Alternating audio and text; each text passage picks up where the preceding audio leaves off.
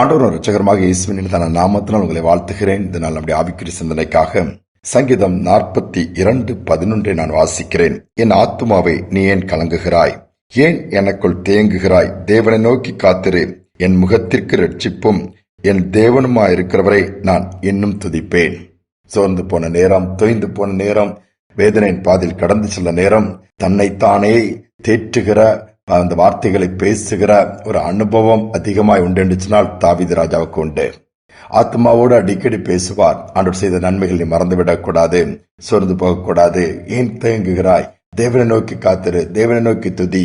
பல காரியங்களை எப்பொழுதுமே வேதத்திலே சங்கீதங்களின் மூலமாய் ஏராளமான காரியங்களை அறிந்து கொள்ள முடியாது. தன்னுடைய வண்ணாந்திர வாழ்க்கை, ஏமாற்றங்கள், எவ்வளவோ தோல்விகள், எவ்வளவோ நெருக்கங்கள், எல்லாவற்றையும் விட்டுவிட்டு கால்நடையாய் ஓடி போக வேண்டிய ஒரு சூழ்நிலை, சொந்த மகன் அப்சலோமினால் போராட்டங்கள், உயிர் தப்பி போக வேண்டிய நிலைமை எல்லாம் வந்தாலும் கூட, தான் மட்டும் தனித்து விடப்பட்ட நிலைமையிலும் கூட தாவீது சோர்ந்து போகாமல் தனக்குள்ளே தன்னை திடப்படுத்தி ஆண்டவரை சார்ந்திருக்கிற ஒரு அனுபவத்தை பார்க்க முடியும். அதன் வெளிப்பாடுதான் சங்கீதங்கள். சங்கீதங்களை வாசிக்கும் பொழுது ஆறுதல் பெறாத மனிதர்கள் யாருமே இருக்க முடியாது. இந்த இடத்திலும் அப்படித்தான் எழுதியிருக்கிறார். அதே தேவன் தான் நம்மையும் திடப்படுத்த விரும்புகிறார், ஸ்திரப்படுத்த விரும்புகிறார், ஆறுதல் படுத்த விரும்புகிறார், தொடர்ந்து ஓட வைக்க விரும்புகிறார். ஒரு சமயம் வேதநாயக சாஸ்திரியார் தனது குடும்பத்தோடு கூட யாழ்ப்பாண பட்டணத்துக்கு, அங்கே இலங்கைக்கு ஊழியத்துக்கு போயிருக்கிற இடத்துல ஒரு இரவு நேரம் அவருடைய எல்லா பொருட்கள், எல்லா உடைமைகள் எல்லாம் திருட்டு போய்விட்டது. எடுத்துக்கொண்டு போனதுனால் இவர் நிர்பந்தமான ஒரு சூழ்நிலையில் அங்கு நிற்க வேண்டிய ஒரு நிலைமை. கையில் ஒன்றுமே இல்லை. குடும்பமாய் இவர் போயிருக்கிறார் ஊழியத்திற்கு. என்ன செய்வதென்று தெரியவில்லை.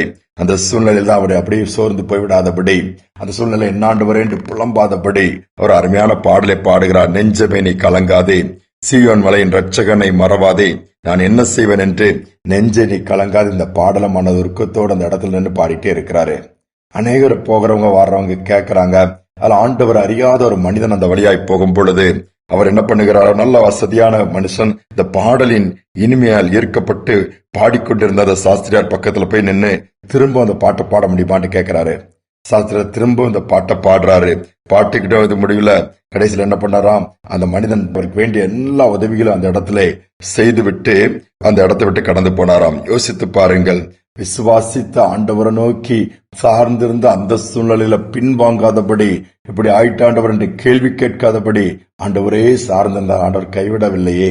எல்லா சூழ்நிலை ஆண்டவரை சார்ந்திருக்க கற்றுக்கொள்வோம். சூழ்நிலை சாதகமாக இருக்கிறதோ இல்லையோ, மற்றவர்கள் உதவி செய்கிறார்களோ இல்லையோ, நினைத்தது நடக்கிறதோ இல்லையோ, கர்த்தர் கூட இருந்தால் போதும், காரியங்கள் நிச்சயமாகவே நமக்கு நன்மைக்கு ஏதுவாக தான் இருக்கும். அந்த நம்பிக்கையோடு எந்த சூழ்நிலையிலும் பதறிவிடாதபடி ஆத்மாவை பார்த்து, நெஞ்சே நீ கலங்காதே, ஆத்மாவை நீ சோர்ந்து போகாதே, தேவனை நோக்கி காத்திரு, அவர் உனக்கு ரட்சிப்போம், உனக்கு எல்லாமாக இருந்து தொடர்ந்து அவரை துதிக்கும்படியாய் கிருபை கொடுத்து நடத்துவார் என்று சொல்லி அவரை உயர்த்தி கொண்டே இருப்போம் என்று சொன்னால் எல்லாம் நமக்கு ஜெயமாகத்தான் முடியும். தாழ்த்தி அவன் கையில ஒப்பு கொடுப்போமா? ஜெபிப்போமா? எங்களான் பரலோக தகப்பனே, புதிய நாளை தந்திருக்கிறீங்கப்பா.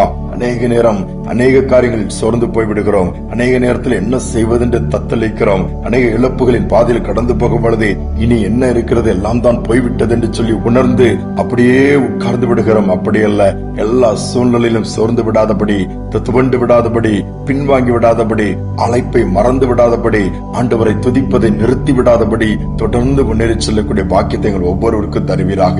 அவருடைய சோர்வோடு இருக்கிற பிள்ளைகளை இன்னைக்கு தைரியப்படுத்துங்க, ஆறுதல் படுத்துங்க, காயங்களை ஆற்றுங்க, கண்ணீரை தொடங்க, கரம் பிடித்து நடத்த முடியாது ஜெபிக்கிறேன். நாள் முழுவதும் கிருபை இருக்கட்டும், நடத்தல் இருக்கட்டும், நன்மை உண்டாகட்டும். ஆசீர்வாதத்தின் தேவன் பெரிய காரியங்களை செய்யும். துதி கனமகிமை ஏற்றுக்கொள்ளும். இயேசுவின் நாமத்தில் பிதாவே, ஆமேன், ஆமேன். நாம் எதை குறித்தும் கவலைப்பட வேண்டாம். நம்முடைய கவலைகளை மாற்றுகிற தேவன், வேதனையை நீக்குகிற தேவன் நம்மோடு கூட இருக்கிறார். அவர் மேல் பாரத்தை வைத்துவிட்டு தொடர்ந்து முன்னேறுவோம். அவர் நம்மை நடத்துவார். இந்த சிந்தனையோடு இந்த நாளை தொடருவோம். மீண்டுமாய் நாளை தினம் சந்திப்போம்.